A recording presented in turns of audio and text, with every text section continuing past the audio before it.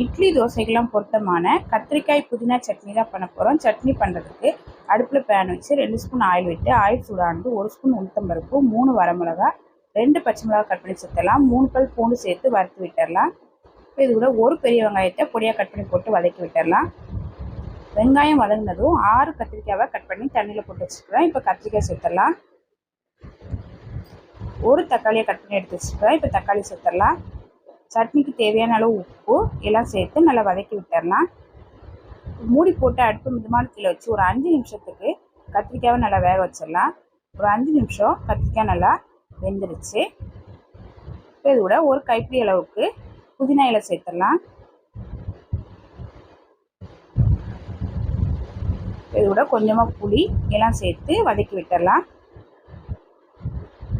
இதெல்லாம் நல்லா வதங்கினதும் அடுப்பு ஆஃப் பண்ணிவிட்டு ஆற வச்சுட்டு மிக்ஸி ஜாரில் மாற்றி சட்னியை அரைச்சிட்டு வந்துடலாம். அரைச்ச சட்னியை ஒரு பவுலில் மாற்றி வச்சுருக்கிறேன். தாளிக்கிறதுக்கு அடுப்பில் கடாயை வச்சு எண்ணெய் ஊற்றி கடுகு, வரமிளகா, கருவேப்பிலை போட்டு தாளித்து சட்னியை ஊற்றி கலந்து விட்டால் டேஸ்ட்டான கத்திரிக்காய் புதினா சட்னி ரெடி. இந்த சட்னியை இட்லி தோசையோடு வச்சு சாப்பிட்றதுக்கு ரொம்ப நல்லாயிருக்கும். ட்ரை பண்ணி பாருங்கள்.